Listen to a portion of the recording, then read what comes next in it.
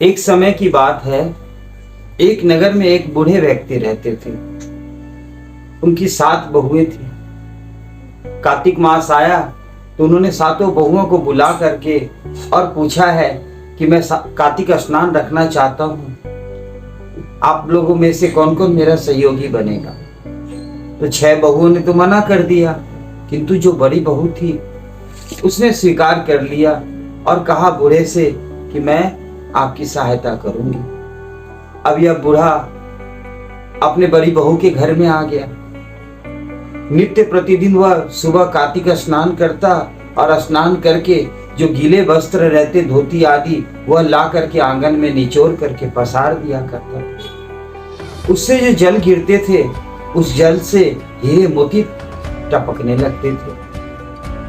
अब यह बात उनकी बाकी की जो देवरानियां थी वह देख करके बड़ा ही अपने आप को हंसने लग गई और यह कही कि क्या गलती हो गया हम लोगों से।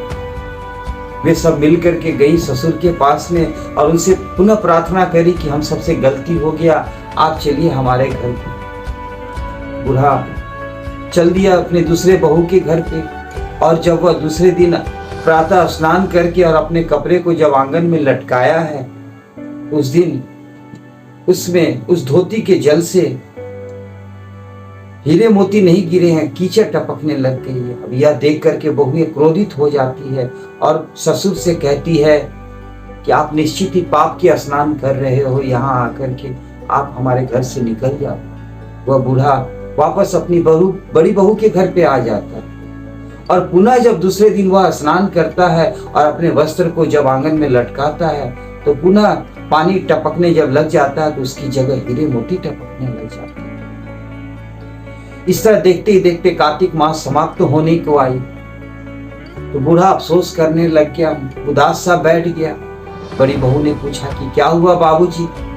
तो वह बूढ़े ने कहा है कि मेरी इच्छा है कि कार्तिक मास समाप्त होने जा रही है, एक दिन मैं सभी परिवार के साथ में बैठ करके भोजन करूं। तो बड़ी बहू कही कि इसमें कौन सी बड़ी बात है, मैं सबके लिए भोजन पका देती हूँ, सब लोग आएंगे साथ में मिल करके प्रसाद भोजन खाएंगे।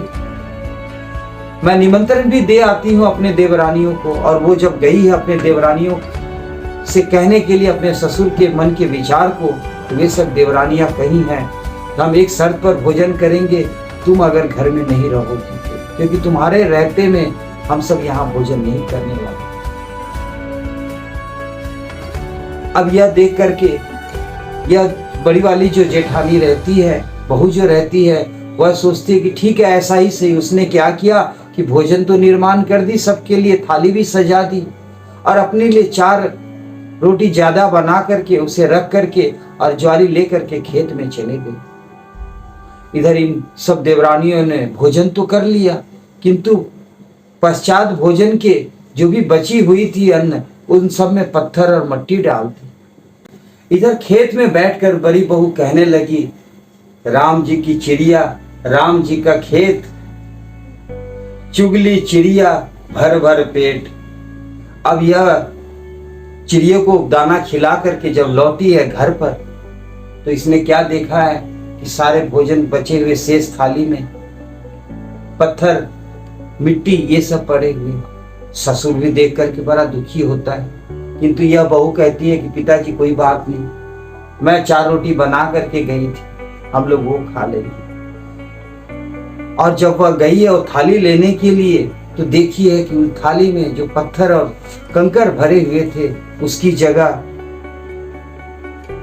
हीरे मोती भर गए हैं उस थाली में। और कार्तिक देव की ऐसी महिमा हुई, ऐसी कृपा हुई उस बूढ़े के घर में कि उसके घर में मरैया झोपड़ी की जगह महल खड़ा हो गया। सभी सुख सुविधाओं की सामान एकत्रित हो गई और देखते ही देखते रंगपति से राजपति हो गया यह पूरा और उसकी बहू। बाकी की शेष बहुएं वैसी की वैसी ही रह गई। आइए हम सभी प्रार्थना करते हैं कार्तिक मास जो भी उनका अनुष्ठान करे उन सबको भी इसी प्रकार से धनुर्धान करे। हरे कृष्ण।